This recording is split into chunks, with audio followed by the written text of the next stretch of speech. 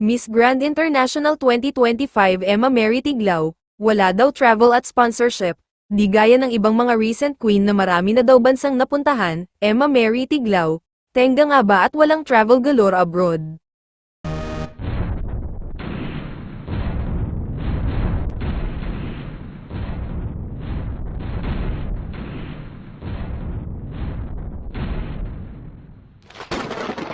Usap-usapan ngayon sa social media na di umano ay flopped ang reigning ni Emma Mary Tiglao as Miss Grand International 2025, ayon sa ilang pageant enthusiasts, hindi gaya ng past reigns wala halos international tour and guesting si Emma Tiglao, and her public appearances were only here in the Philippines and some local programs in Thailand.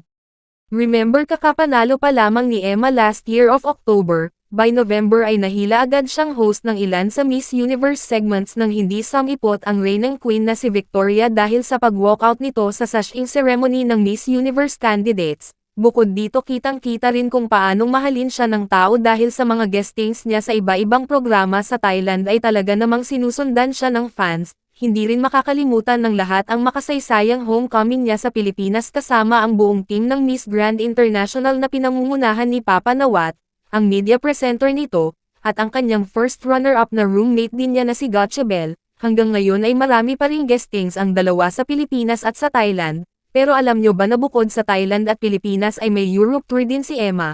Isa si Miss Grand International 2025 Emma Mary Tiglao sa mga notably celebrity guests na imbitado sa Milan Fashion Week ngayong taon. Siya ang guest celebrity for Leo Almodóvar solo show on Milan Fashion Week at the West End Palace Milan. She graced the stage with elegance and wit. Sobrang bagay sa kanya ang gown at talaga namang nag-shine ang kanyang ganda. Bukod dyan, invited din siya sa Paris Fashion Week, na halos week lang ang pagitan sa nauna.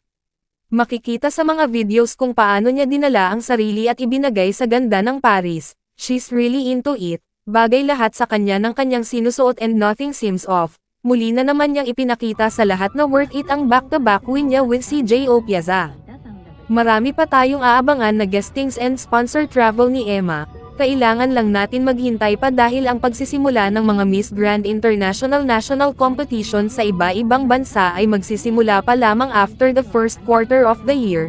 It's too early to judge her reign. Anong masasabi mo rito? Please comment down. Please like and subscribe. Thank you.